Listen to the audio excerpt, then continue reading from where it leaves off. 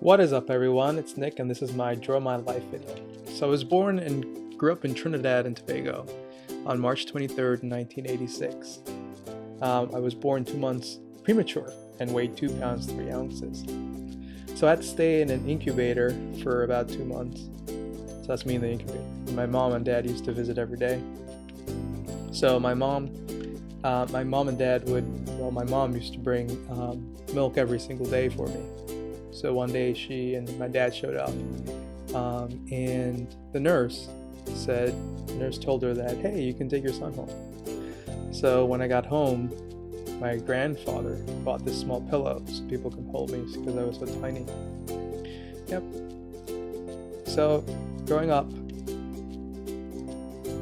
I lived with my grandparents and my parents. I also, the house that we grew up, we had a separate apartment, and my uncle and his wife and my cousin Nigel used to live there. Also, we had a mini mart attached to the house, and my aunt used to run that, and she had 2 children along with my uncle, but they didn't live there, they lived somewhere else. Yeah. So growing up, I was the only child, and I had my cousins Nigel, Nevi, and Pinky, and they grew up as my siblings. I consider them my siblings. So that's me. So that's Nigel, Nevi, and Pinky. And Pinky was the youngest. She had a nanny, so she wasn't around much when she was younger. So I remember growing up, one of my memories growing up, my aunt used to make these masks and capes for us, and we used to pretend to be Batman and Robin. So she used to make these and these little symbols for our chests. So I used to be Robin, and my cousin Nigel used to be Batman. So growing up, when I was younger, I was sick, but when I turned around 5 years old or so, I started gaining a lot of weight, and I started getting fat, so I grew up as the fat kid. Anyways, so growing up, as I told you, Pinky wasn't around much in the picture, so Nigel, Nevi, and I used to get into all sorts of mischief, and sometimes we would fight, and then we would tell Nevi she can't play with us, and so me and Nigel used to play together, and then when me and Nigel fought, and we used to be angry at each other, I used to go back and say, hey Nevi, do you want to play? And she would be like, sure, let's play together. Yeah. So growing up, I remember my favorite thing to do was go to the beach, and we used to be there almost every weekend. Sometimes, we just go there, and it would be nice with me and my cousins and my mom and dad, and other family members used to go there. It was like excited for the beach. Sometimes we would get there so early in the morning that it would be 9 a.m. and we'd spend the entire day building sandcastles and digging holes and stuff like that. So my mom's mother and my mom's sister lived in New Jersey, and we had the opportunity to move from Trinidad, to emigrate from Trinidad to New Jersey. So we had the chance to emigrate to New Jersey. I was super excited. I was like, America, I'm going to live in America. I was like, yay, America. But when we planned to leave in November, my grandfather had passed away. It was the first time that someone close to me had died, so I wasn't sure. So we pushed from November to February 2000. And during that time, I had all these questions. I was like, what is the purpose of life? Oops, I guess I can't draw a plane.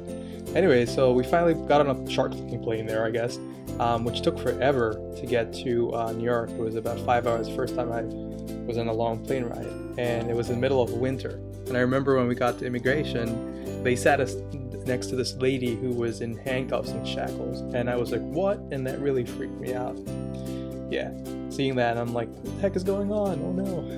So after about 4 hours of going through immigration and taking pictures and all this other process and all that stuff, we finally met up with my grandmother, my Aunt Donna, and their friends.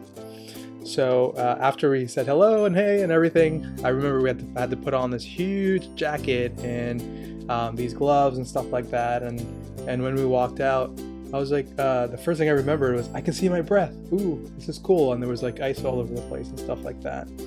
So yeah, that was an experience. And a couple days after I started school, I started middle school, and the kids, the kids thought I talked weird, which I was like confused about. So I didn't know about that. But anyways, I stayed there only for 4 months, and then I graduated and went off to high school.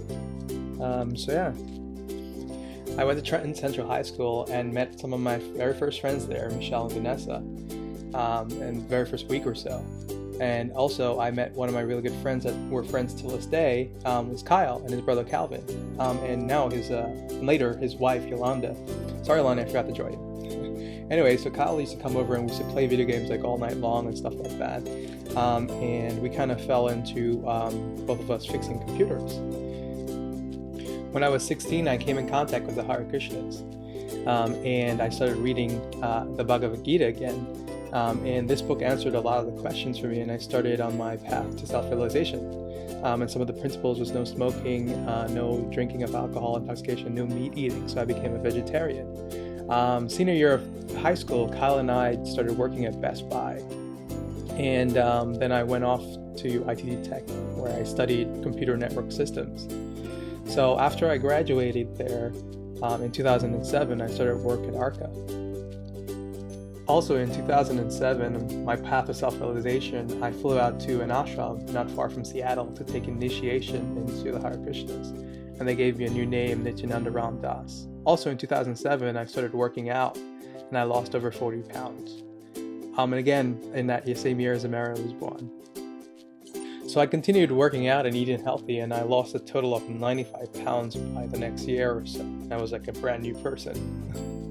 In 2008, I started to really watch YouTube videos and was thinking about making videos myself, but I was like, who's gonna watch it? So I just kept on watching all the other YouTubers make videos. So yeah, fast forward about 5 years, and now it's 2013. And that YouTube passion and his stuff is on my mind again. And I'm like, should I make a YouTube channel? And I finally did, and I called it Nick Days 365. So I bought a camera and I started shooting vlogs and videos and stuff like that.